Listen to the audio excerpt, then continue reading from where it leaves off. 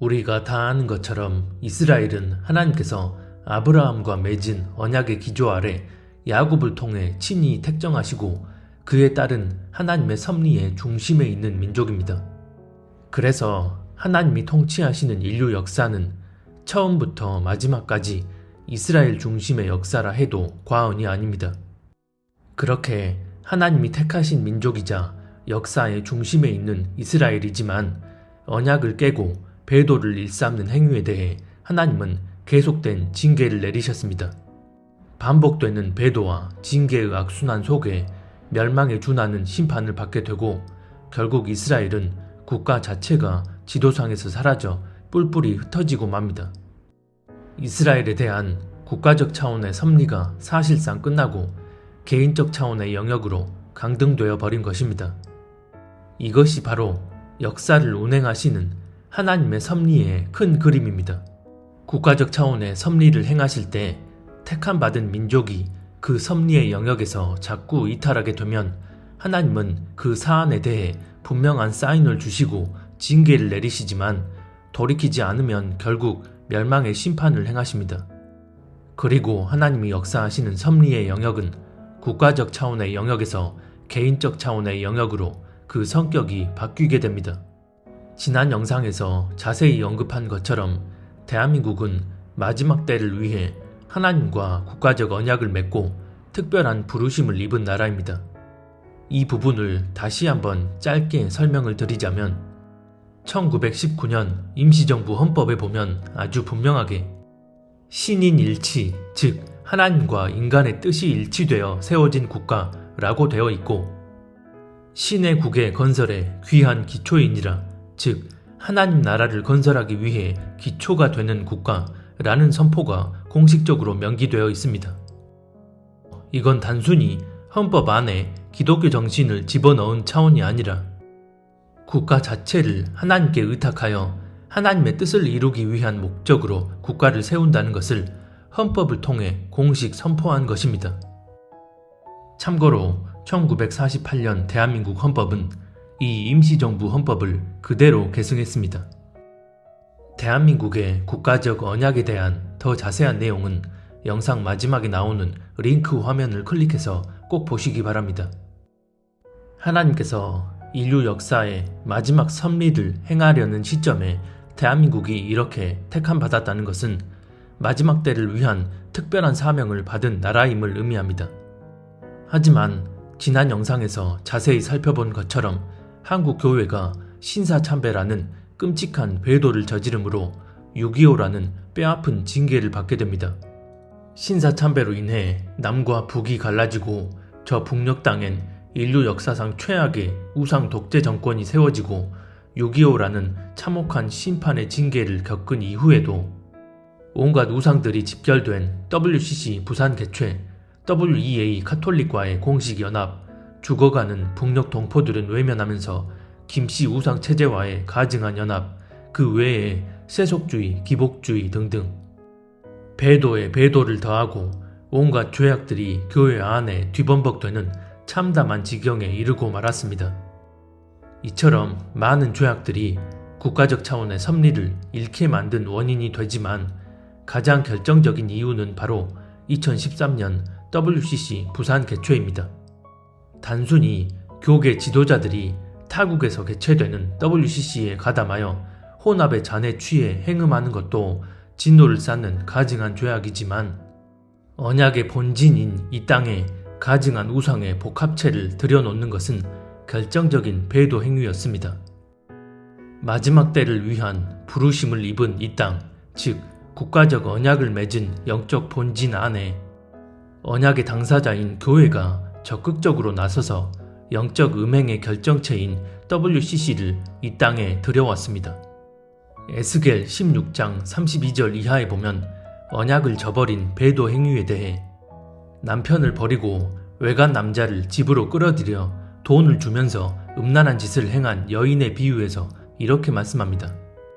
너는 제 남편이 아닌 다른 남자들과 간통하는 음란한 유부녀로구나. 창녀들은 화대를 받는 법이다. 그러나 너는 내 모든 정부에게 선물을 주어가며 사방에서 불러다가 너와 음행을 하자고 남자들에게 돈까지 주었다. 이렇게 너는 다른 여자들과는 정반대로 음행을 하였다. 정부들이 너를 따라다니는 것도 아니고 내가 몸값을 받는 것도 아니고 오히려 내가 몸값을 주어가면서 음행을 하니 너는 다른 여자들과는 정반대다. 에스겔 16장 32절로 34절. 한국 교계 지도자들이 언약을 맺은 이 땅에 가증한 우상 집단을 끌어들여 대대적으로 음행을 벌인 것이 이 말씀과 그대로 들어맞는 상황입니다. 일제시대 신사참배 당시 신사참배를 반대하는 개교회나 개인들이 많이 있었습니다. 허나 결국은 최상위 차원인 교단들이 공식적으로 신사참배를 결정함으로써 하나님은 이런 교단들의 결정에 의해 이 땅에 6.25라는 참혹한 심판을 내리셨습니다. 신사참배를 교단 차원에서 유일하게 반대한 경남노회의 공식 결의로 인해 6.25 당시 부산 경남 지역만 보존되어진 것을 보면 분명하게 알 수 있습니다. 마찬가지로 WCC가 개최될 때 분명 반대하는 교회들이 있었고 이런저런 반대 집회도 많이 있었습니다. 하지만 무관심하거나 침묵하는 교회가 훨씬 더 많았고 이런 개인적 차원의 반대 운동이 이 거대한 배도의 흐름을 막을 수는 없었습니다. 개인적 차원에서 아무리 이런 배도를 반대했더라도 교단들이 최상위에 있고 개교회와 교인들이 거기에 부속되어 있는 구조라면 교단들의 공식 결정에 영적 효력이 있는 게 당연한 원리입니다. 결국 이 WCC로 인해 어떤 열매가 맺혀지는지 그 후에도 전혀 인식하지 못한 채 계속 악을 선하다 하며 배도의 깊이를 더해감으로써 이 배도의 거미줄은 한국 교회 전체에 퍼져나갔습니다. WCC에 여러 교단들이 가입되므로 무관심하고 침묵하는 많은 소속 교회들이 영적 원리에 의한 배도의 거미줄에 걸렸고 그나마 WCC엔 반대하며 동참하지 않았던 국내 최대 교단인 예장합동은 WCC를 비롯한 온갖 반진리적 사상들을 다 포용하는 WEA와의 연합을 찬성하는 총회의 결의를 단행합니다. 이처럼 하나님과의 관계보다 사람과의 관계를 더 중시함으로써 배도에 가담한 단체와 사역자들을 통해 줄줄이 배도의 거미줄에 걸렸고 걷잡을 수 없는 지경에 이르게 됩니다. 앞서 얘기한 것처럼 이스라엘 민족은 수천 년 동안 하나님의 징계 후에도 죄를 더함으로써 멸망에 준하는 참혹한 심판을 받고 국가적 차원에서 개인적 차원으로 하나님의 섭리의 영역이 강등되어 버렸습니다.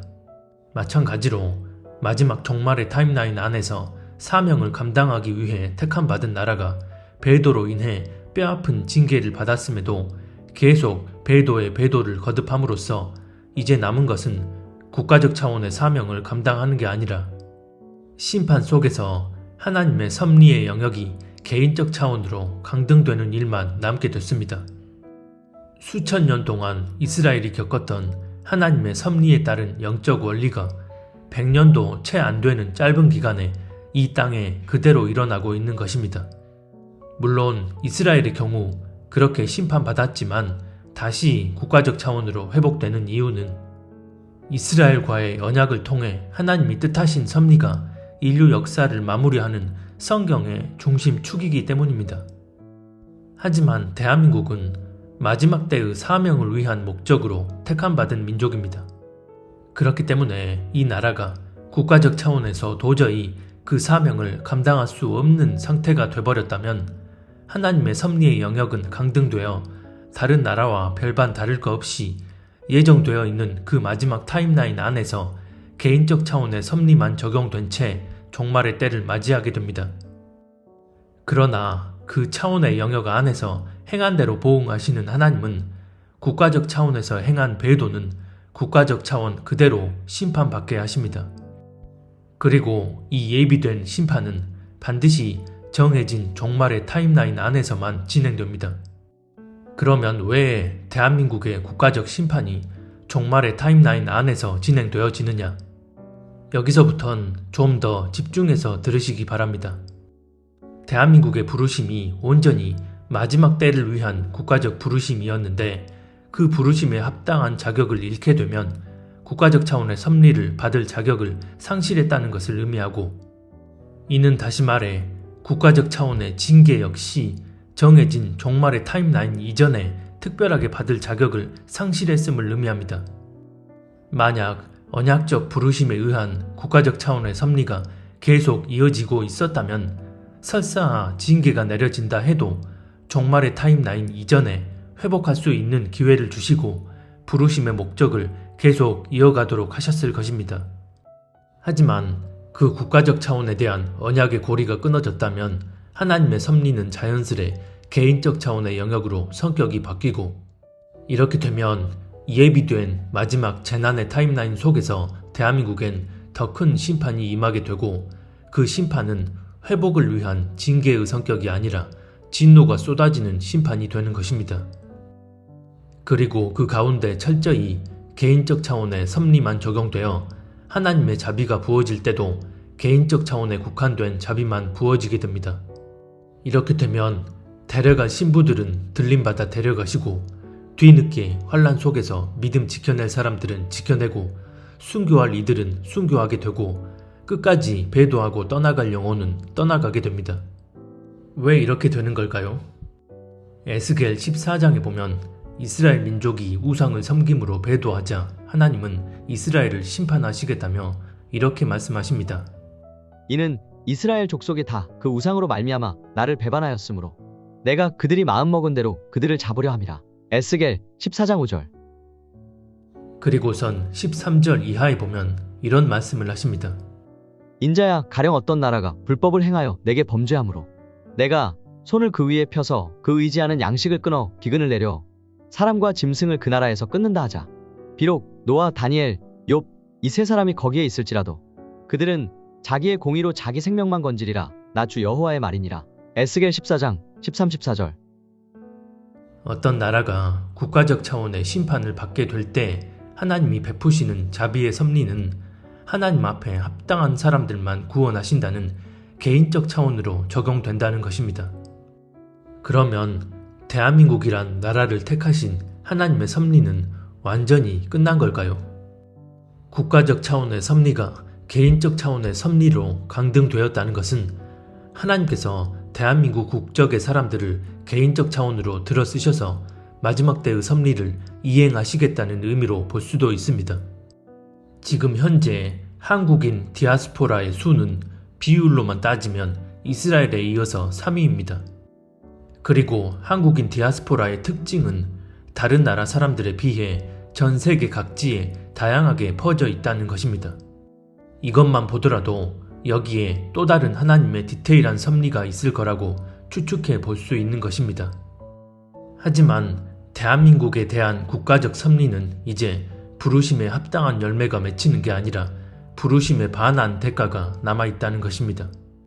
우리가 받아들이든 받아들이지 않든 하나님은 당신께서 세우신 그 철두철미한 영적 원리에 입각해 그에 따른 보응을 내리십니다. 영적 원리는 어떤 차원에서 시작되느냐에 따라 그 흐름이 다르게 적용됩니다. 만약 하나로 이어져 있는 집단적 차원에서의 영적 원리라면 그 흐름은 집단 내 최상위 차원에서 집단 전체로 이어지게 됩니다. 그래서 교단이 저지른 배도의 영적 흐름은 그 교단에 속한 하위 개체인 개교회와 그 교회에 속해 있는 교인들에게로 미치게 됩니다. 마찬가지로 국가적 차원에서 하나님과 언약을 맺은 후 그 언약의 당사자인 교회가 공식적으로 하나님을 배도하게 됐을 때 국가적 차원의 카테고리 안에 있는 하위 구성원 모두가 그 보응의 범위 안에 들어가는 것입니다. 그래서 신사참배를 교단 차원에서 유일하게 반대한 경남노회의 공식 결의로 인해 6.25 당시 전 국토가 폐허가 되는 지경에서도 부산 경남 지역만 보존해 주심으로 하나님의 보응이 그대로 이루어진 것입니다.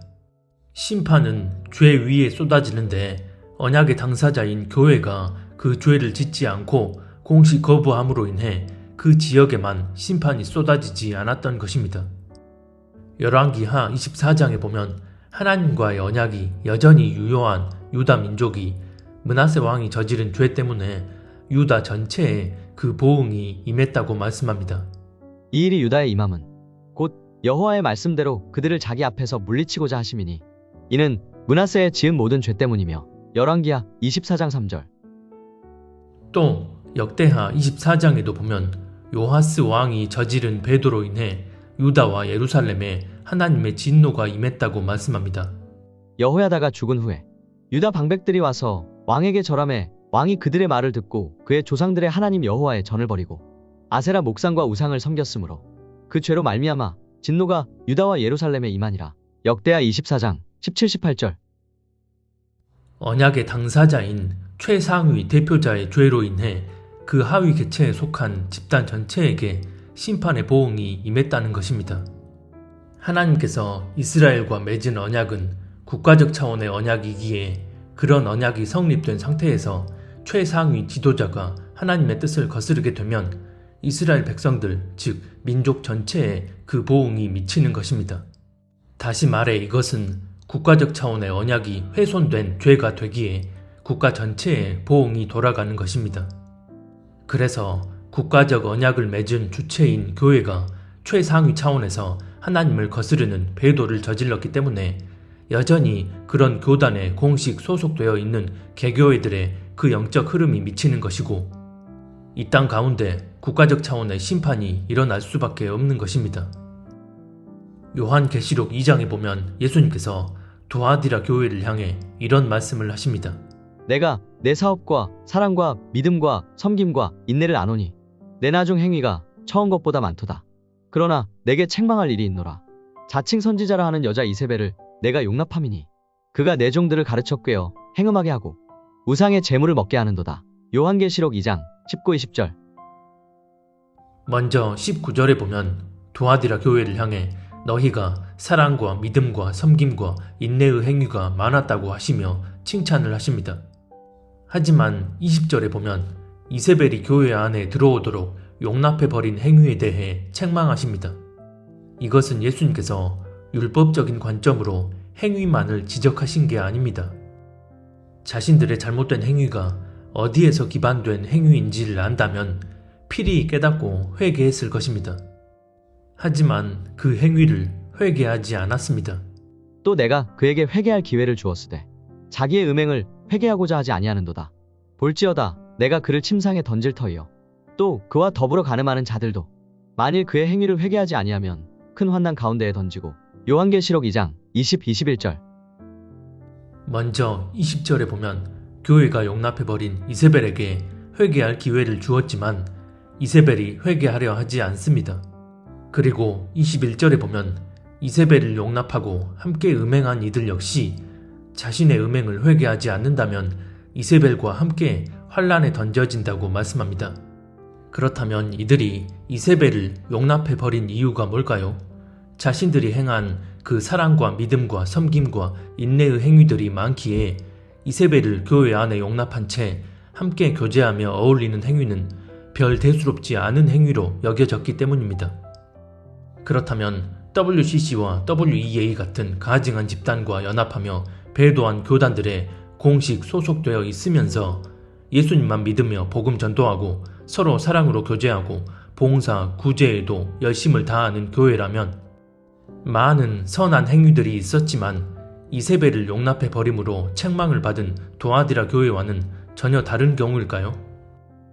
국가적 언약의 당사자인 교회가 최상위 차원인 교단에 의해 공식적으로 하나님을 배도하는 죄를 저질렀고 교회들이 그런 교단에 공식 소속되어 있다는 것은 그 죄를 알면서도 대수롭지 않게 여기며 계속 교단의 영향력 하에 놓여 있다는 의미입니다.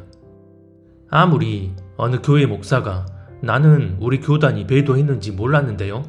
이렇게 말한다고 해서 내 교회는 이런 배도의 흐름에 해당 안 되는 게 아니라 이 교회가 여전히 그 교단에 공식 소속되어 있다면 이것으로 그 배도의 동참 여부를 판단받게 된다는 것입니다. 요한 2서 1장의 이 말씀을 묵상해 보시면 분명하게 알 수 있습니다.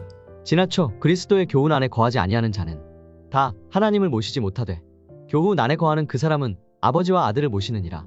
누구든지 이 교훈을 가지지 않고 너희에게 나아가거든 그를 집에 들이지도 말고 인사도 하지 말라.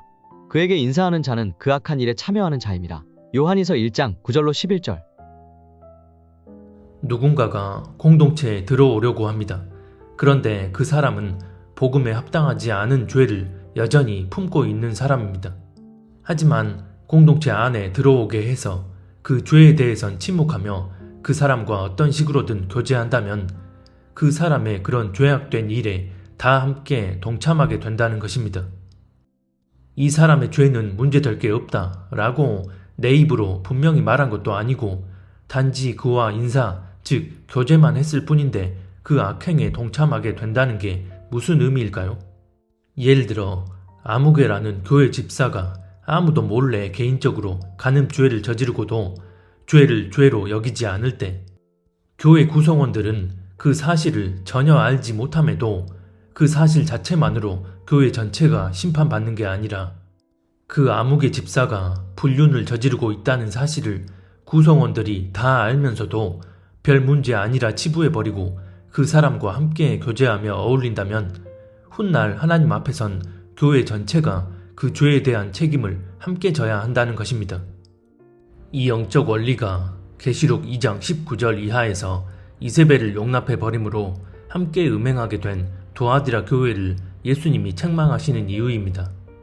마찬가지로 언약의 당사자인 교회가 최상위 차원인 교단에 의해 공식적으로 하나님을 배도했고 하위 구성원 모두가 여전히 이 교단들에 소속되어 있다는 것은 곧 이런 교단의 행위를 묵인하면서 그들의 행위에 영적으로 동참하고 있다는 말이 됩니다.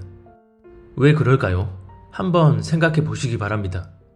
감리교나 예장 통합을 비롯한 여러 교단들이 WCC와 연합하는 행태를 보일 때나 예장 합동이 WEA와 교제할 때 아무도 몰래 밀실에서 비밀스럽게 그들과의 연합을 결의한 게 아닙니다. 교단 총회를 통해 공개적으로 교제 연합을 결의했고 여러 기독교 신문 등에 버젓이 기사가 실리기도 했습니다.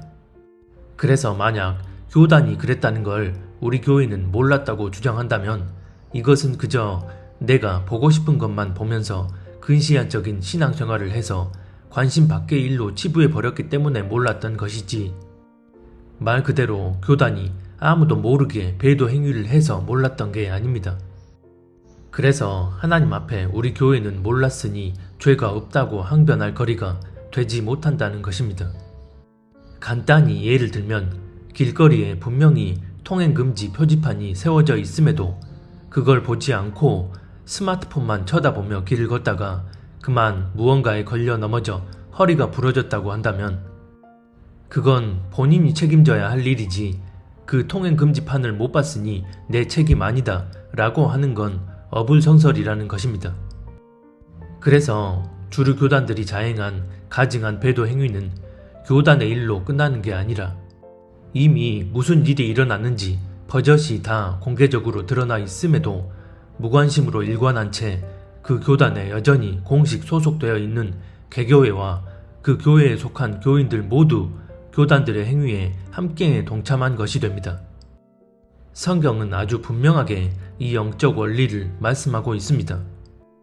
그럼에도 여전히 교단은 교단일 뿐 교회는 상관없다라고 하며 교단에 속해 있지만 난 교단과 뜻을 같이 하지 않는다 라고 주장한다면 이것은 내가 아무리 술을 먹었지만 눈 부릅뜨고 정신 똑바로 차린 채 운전하면 별 문제 될 게 없다 라는 주장과 같습니다.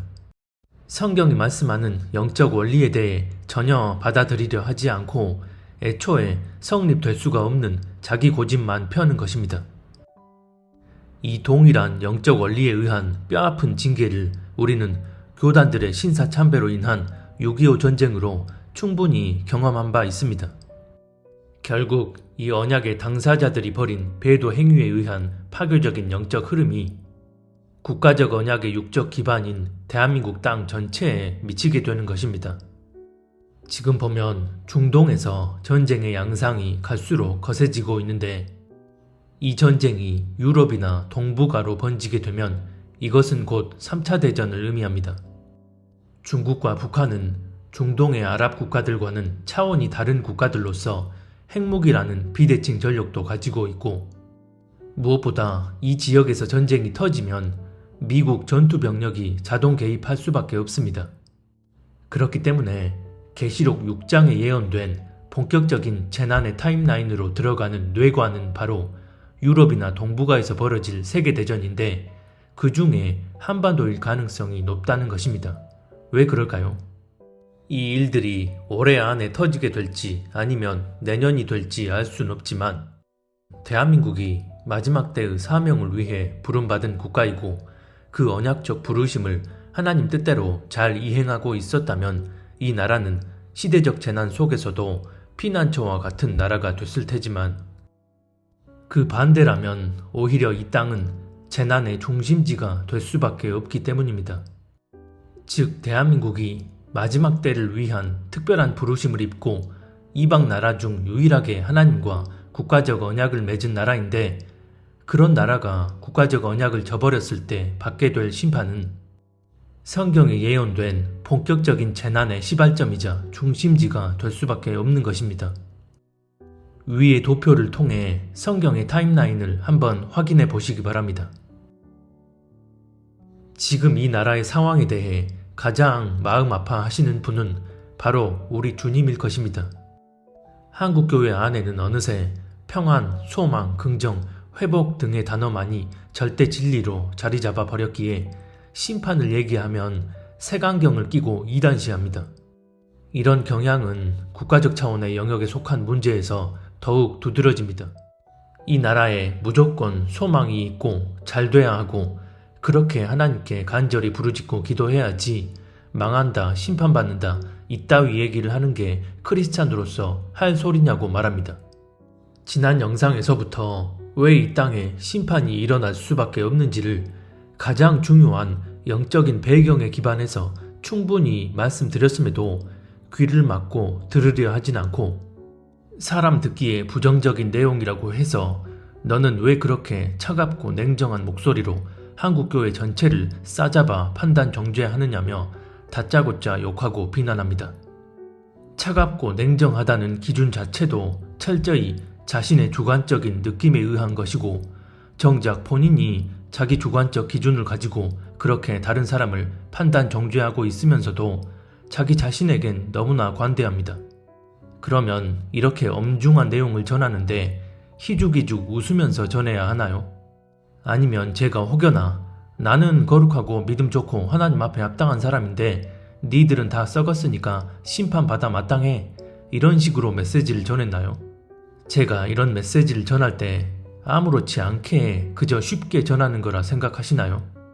하나님을 믿지 않는 자들은 그 영이 죽어있는 자들이기에 그래서 이런 얘기를 들으면 조롱하고 욕하는 게 어찌 보면 당연한데 하나님을 믿는다는 이들마저 세상의 이념과 사상, 가치관에 찌들어서 이런 영적 배경과 원리에 대해 전혀 이해하려 하지 않고 세상 사람과 똑같이 조롱하고 비난하는 걸 보면 그저 탄식만 나옵니다. 심판도 주님 안에 있고 회복도 주님 안에 있습니다.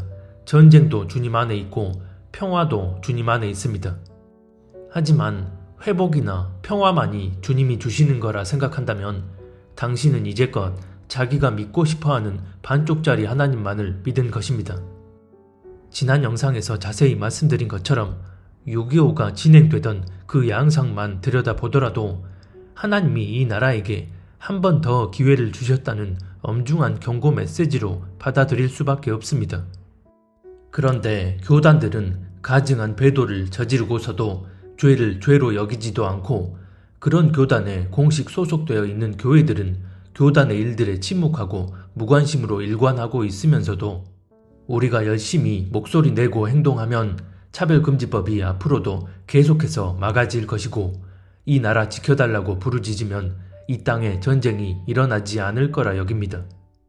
이것은 다시 말해 집 안에 더러운 똥을 군데군데 싸질러 넣으므로 악취가 진동을 하고 파리들이 집안 전체를 뒤덮고 있는 상태에서 이 모든 현상의 근원이 되는 똥을 치울 생각은 하지 않고 열심히 방향제를 뿌리면 악취가 사라질 거라 믿고 파리채로 열심히 파리들을 때려잡으면 파리가 사라질 거라 믿는 것과 같습니다. 성경은 개인적 차원이든 국가적 차원이든 하나님께서 자비와 긍휼을 내리시는 본질적 전제는 바로 죄에 대한 돌이킴이라고 말씀합니다. 너희는 스스로 조심하라. 만일 내 형제가 죄를 범하거든 경고하고 회개하거든 용서하라. 누가복음 17장 3절. 여기서 보면 개인적 차원에서 누군가가 죄를 짓고도 깨닫지 못한다면 엄중히 경고하라고 말씀하고 진심으로 죄를 버리고 회개하면 그때 용서하라고 말씀합니다. 이 영적 원리는 국가적 차원에 있어서도 그대로 적용됩니다. 내 이름으로 일컫는 내 백성이 그들의 악한 길에서 떠나 스스로 낮추고 기도하여 내 얼굴을 찾으면 내가 하늘에서 듣고 그들의 죄를 사하고 그들의 땅을 고칠지라. 역대하 7장 14절. 하나님이 우리의 기도를 들으시고 우리 죄를 사하시며 이 땅을 고칠 수 있게 되는 절대 조건은 바로 언약 백성들이 그들의 악한 길에서 떠나는 것이라고 말씀합니다. 즉 언약의 당사자인 하나님의 백성들이 죄에 대한 돌이킴이 있을 때 그 땅을 고치시고 회복하실 거라는 것입니다. 이에 대해 예레미야 26장은 이렇게 말씀합니다. 여호와께서 이와 같이 말씀하시니라. 너는 여호와의 성전뜰에 서서 유다 모든 성읍에서 여호와의 성전에 와서 예배하는 자에게 내가 내게 명령하여 이르게 한 모든 말을 전하되 한마디도 감하지 말라. 그들이 듣고 혹시 각각 그 악한 길에서 돌아오리라. 그리하면 내가 그들의 악행으로 말미암아 그들에게 재앙을 내리려 하던 뜻을 돌이키리라. 예레미야 26장 2, 3절. 이 말씀이 적용되는 대상은 여호와의 성전에서 예배하는 이들입니다. 그들이 악한 길에서 돌이킨다면 하나님이 재앙을 내리려던 뜻을 돌이키신다는 것입니다. 그렇지 않으면 언약 맺은 땅에 내려질 진노의 심판이 거두어지지 않는 것이 성경이 말씀하는 불변의 원리입니다. 혹자는 국민들이 눈과 귀가 가려지고 미혹돼서 이 나라가 망해가는 거라고 얘기합니다. 하지만 정확히 보면 언약의 당사자인 교회가 배도하고도 여전히 돌이킬 생각이 없기 때문에 국민들의 눈과 귀가 가려지게 됐고 나라가 망해가는 것입니다. 개인적으로 요즘 안보 관련 채널 한 곳을 구독해서 보고 있는데 최근에 그 채널을 통해 알 수 있었던 것은 표면적으론 한국이 세계 6위의 군사 강국이고 최첨단 무기들을 구비해 놓고 강력한 안보 시스템이 확립되어 있는 것처럼 보이지만 그 내면 깊숙이 들여다보면 아주 깊게 뿌리 박혀 있는 정관 예우, 군 지휘부의 안일함과 부정부패, 그에 따른 지휘 명령 체계의 부실 등 드러나지 않은 더 큰 문제들이 수두룩하다는 사실이었습니다. 그런데 국가 안보에 관해 전문가란 이들이 나와서 하는 말들을 보면 이러이러하니 북한은 전쟁 못 일으킨다. 강력한 한미동맹이 건재하고 전쟁이 나더라도 48시간 안에 북한은 끝장난다 등등 너무나 쉽게 단정 지어 버립니다. 전쟁의 승패 여부는 어디에서 갈리게 될까요? 아무리 최첨단 무기 시스템을 갖췄다 하더라도 그걸 지휘 통제하는 지도부가 총체적인 안일함과 무능함 가운데 빠져 있다면 무기의 첨단화는 좀 떨어지지만 어떻게든 대한민국을 집어삼키기 위한 일념 하에 더군다나 우리가 전혀 생각지 못하고 대비하지도 않은 전술 전략으로 대대적인 침공 계획을 수립한 상태에서 결정적으로 북한 정권과 뜻을 같이하며 활동하는 간첩들이 대한민국 곳곳에서 사회적 혼란을 야기한다면 우리가 예상치도 못한 막대한 피해를 입게 될 것은 자명합니다. 과거 베트남 전쟁 당시 남베트남은 미 연합군을 포함해서 압도적 군사력을 가지고 있었지만 군 지휘부의 무능과 국민들의 안보 불감증, 땅굴, 내부 간첩 등으로 인해 베트공에게 적화되었는데 당시의 이 상황이 지금 우리가 처한 상황과 매우 흡사합니다. 최근 들어 대한민국 전역에서 북한의 남침 땅굴 징후가 속속 포착되고 있는데도 지형이 이러이러하고 땅굴 기술은 이러이러하니까 수도권 이남 지역으론 팔 수 없다 라고 하며 대비는커녕 무시해버리기 바쁩니다. 이처럼 자신의 지식적 견해가 절대적으로 맞다는 착각 속에 쉽게 예측하는 걸 넘어서 그렇게 확정짓고 결론 내버린다면 그것만큼 어리석은 일은 없습니다. 더군다나 그게 우리가 죽고 사는 국가 안보와 직결되어진 일이라면 꺼진 불도 다시 보자는 마음으로 철저한 대비를 해야지 이러이러하니까 절대 전쟁 안 나, 이러이러하니까 땅굴은 절대 팔 수 없어 라고 판단해 버린다면 돌이킬 수 없는 결과를 초래할 수 있습니다. 2024년이 시작되자마자 기다렸다는 듯이 김정은은 대한민국을 유일한 적국으로 공식 선포한 후 하루가 멀다 하고 전쟁 위협을 하면서 이전과는 전혀 다른 행보를 보입니다.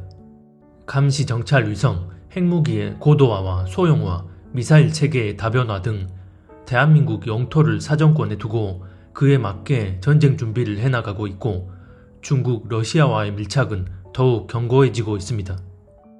반면 한국은 미국, 일본과의 동맹이 견고해지기는커녕 반미, 반일을 부르짖으며 시대착오적 정쟁의 수단으로 삼고 그러다 4월 10일 대한민국 총선 결과가 나오던 그때 미국과 일본은 정상회담을 통해 일본이 미국의 동북아 최우선 동맹이 되는 역사적인 합의가 발표됩니다. 바깥 세상 돌아가는 것을 간파한 일본이 잽싸게 동북아 내에서 군사적 지위를 강력히 끌어올리는 반면 한국은 우물안 개구리가 되어 구한 말 조선의 행태를 그대로 답습합니다. 한국을 제외한 미국과 일본이 더욱 밀착하며 한국의 고립이 점차 현실화되어가는 것을 봅니다. 6.25가 일어나던 당시엔 전 세계에서 유일하게 한반도에만 전쟁이 있던 시기였습니다. 그래서 미군을 비롯해서 16개군의 연합군이 대거 참전해서 함께 피를 흘려주었습니다. 이것만 보더라도 6.25 전쟁은 대한민국의 언약적 부르심을 계속 이어가도록 하기 위한 징계의 성격이었음을 알 수 있습니다. 하지만 지금 한반도에서 전쟁이 일어난다면 이것은 한반도에만 일어나는 전쟁이 아니라 대만에서도 동시에 전쟁이 발발하는 것을 의미합니다. 이렇게 되면 주한미군은 대한민국 방어보다 대만을 방어하기 위한 목적으로 활용되어지게 되고 그러면 북한이 남침하더라도 한국이 알아서 자신들을 방어해야 한다고 미국의 전 현지 관리들이 입을 모아 얘기합니다. 6.25 때처럼 연합군이나 미군이 참전할 수 없다는 얘기입니다. 이것은 미국이 중국을 잡는데 모든 포커스를 맞추고 있기 때문이고 일본이 미국의 최우선 동맹이 된 것도 바로 이런 이유 때문입니다. 올해 초 북한 김정은은 모든 대남 기구들을 모두 해체시키고 오로지 전쟁을 통해서만 한반도를 통일하겠다고 선언했습니다. 다시 말해 대한민국에 자신들과 뜻을 같이 하는 친북 정권이 들어서는 걸 기다릴 필요 없이 무력으로 충분히 공산화할 수 있다는 얘기입니다. 그런데 이런 상황에서 국민들이 총선을 통해 북한, 중국과 친밀한 정치 세력에 손을 들어주었습니다.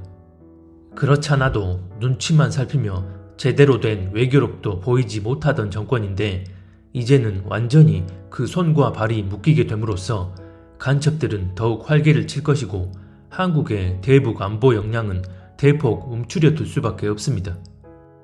손발이 묶이고 식물 정권이 돼버린 상태에서 북한 정권과 평화 타령을 하고 미국보다 중국과 더 친밀한 정당이 국회의 다수를 차지한 상태에서 우리가 미군의 도움 없이 단독으로 만반의 준비를 하고 남침을 하려는 북한을 막아낼 수 있을까요? 중국이 3년 안에 대만을 침공한다는 얘기가 나오고 손발이 묶인 현 정권의 남은 임기는 3년입니다. 북한은 지금 이런 상황을 알까요? 모를까요? 이 머니투데이의 기사 제목과 부제가 지금 대한민국 상황을 그대로 말해주고 있습니다. 국제 정세가 이렇게 대한민국에 불리하게 돌아가고 있는데 정치인들과 국민들은 진영 논리에 갇혀서 바깥 세상 돌아가는 상황을 전혀 인식하지 못한 채 우물안 개구리가 되어버렸습니다. 구한 말대와 상황이 거의 똑같습니다.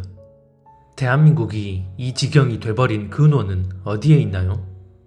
그럼에도 대한민국은 세계 6위 군사대국이고 최첨단 무기들을 구축해 놓았고 무엇보다 굳건한 한미동맹으로 미군이 우리 영토에 주둔하고 있으니 북한이 무모하게 전쟁을 일으킬 리 없다는 주장은 한국은 세계 2위 선교대국이고 무엇보다 하나님이 특별히 세우신 나라이고 수만 교회에 1000만 기독교인들이 새벽마다 기도하며 부르짖는 나라니까 절대 망하지 않는다 여기는 것과 같습니다. 허나 현실의 내면 깊숙이 들여다보면 그 본질적 실체는 군 지휘부의 부패와 무능, 지휘체계의 부실, 북한이 침공할 리 없다는 안일함에 따른 시대착오적 방어 시스템 등등입니다. 교회적 차원에서도 마찬가지로 1,000만 기독교인들이 있고 세계 2위 선교 국가란 허우 속에 감춰진 그 내면의 본질적인 영적 상태는 주류 교단들은 온갖 가증한 집단들과 혼합하는 배도 행위를 저지르고서도 돌이킬 생각은 전혀 하지 않고, 개교회들은 자신들만 종교생활 잘하면 된다 여기고 죄를 죄로 여기지도 않으면서도 착각 속에 빠져있는 참담한 지경입니다. 북한의 사악한 우상 독재 집단은 필히 망할 수밖에 없는 게 하나님의 공의의 섭리입니다. 허나 그 이전에 하나님께서 저 사악한 우상 집단을 심판의 막대기로 들어 쓰실 거란 것은 6.25는 지금 종전이 된 게 아니라 휴전 상태라는 사실과 전쟁 가능성이 그 어느 때보다 커져가고 있는 작금의 상황을 통해 자명하게 알 수 있습니다. 한반도에서 전쟁이 일어난다면 그것은 한반도에 국한된 전쟁이 아닌 3차 세계대전이 시작됐다는 의미가 됩니다. 그래서 우리가 육신적으로 안전하게 피할 수 있는 곳은 사실상 없습니다. 마지막 때의 사명을 완수하기 위해 부르심 받은 나라가 언약을 저버림으로써 성경에 예언된 그 마지막 타임라인 속에서 한반도에 심판이 떨어진다면 이것은 첫 추수 휴거가 일어나는 그 기간과 맞물려 일어나는 상황을 의미합니다. 그래서 우리가 이 심판에서 벗어날 수 있는 본질적인 길은 어느 안전한 나라를 찾아 피신하면 되는 게 아니라 우리 각자가 이런 모든 배도의 흐름에서 철저히 구별되어 하나님 앞에 정결함을 지켜내며 사람도 아니고 공동체도 아니고 오직 하나님 한 분만 바라보고 의지하며 그분과 동행하며 인도함을 받는 것입니다. 그렇게 다시 오실 주님 앞에 휴거될 자격이 있는 신부로 서는 것만이 우리에겐 유일한 길입니다. 주님 오심이 임박한 이 마지막 때에 이런 하나님의 섭리를 온전히 이해하고 분별하여 그에 맞게 행동할 수 있다면 그것이 이 시대의 가장 큰 축복입니다. 우리 주님은 하나님을 온전히 경외하고 스스로에 대한 겸비함으로 흠없고 순결한 당신의 신부들을 데리러 다시 오실 것이기 때문입니다. 이 날은 누군가에겐 기쁨과 영광의 날이 되겠지만 누군가에게는 뼈저린 통곡과 회한의 날이 될 것입니다. 부디 들을 귀 있는 분들은 들으시고 다시 오실 주님 앞에 서기 위한 신부 단장을 잘 하셨으면 좋겠습니다.